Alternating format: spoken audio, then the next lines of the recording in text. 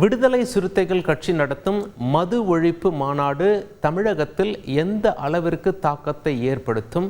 பொதுமக்கள் கூறுவது என்ன? பார்ப்போம்.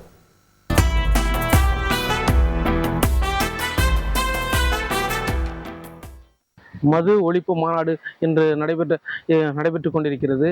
இது உண்மையிலேயே வரவேற்கத்தக்கது, சிறப்பான முயற்சியாகும். அதே நேரத்தில் மதுவை உற்பத்தி செய்வதை முற்றிலுமாக ஒடுக்கப்பட வேண்டும், தடுக்கப்பட வேண்டும், நிறுத்தப்பட வேண்டும். அப்போதுதான் மது விலக்கு என்பது சாத்தியமாகும். இந்த மாநாட்டை நான் வரவேற்கிறேன்.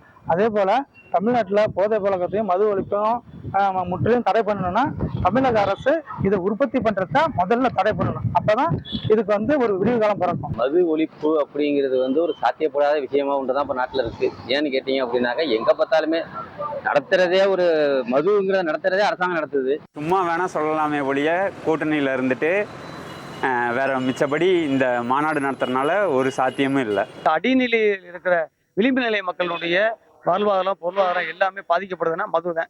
அதாவது மது கொள்கையில மீட்டெடுக்கிறதுல தமிழகத்தில் உள்ள அனைத்து தரப்பு மக்களும் இணைந்து போராடணும்.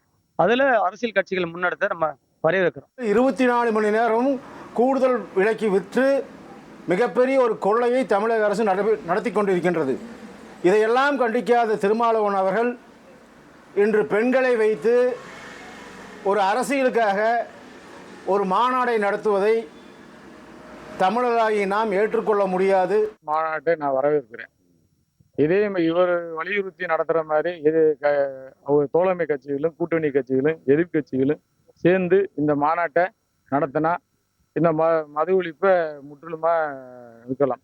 இதே மாதிரி பொதுமக்களும் சேர்ந்து இந்த மாநாடு நடத்தணும்.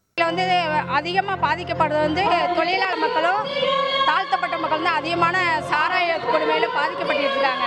அதனால அவங்களோட வாழ்வாதாரத்தை உயர்த்தணும், பெண்களோட நிலைமையை விதவைகள்ன்ற நிலைமையிலேருந்து மாற்றி எல்லா மக்களும் சமமான நிலைமைக்கு கொண்டு வரணும் அப்படின்றது தான் எங்கள் எழுத்து செம்மில் போராடிக்கிட்டு இருக்காங்க. மக்கள் நல்லபடியாக இருக்கணும், ஜனங்கள் குடி மது அதுலேருந்து கஷ்டப்படாமல் இருக்கணும்.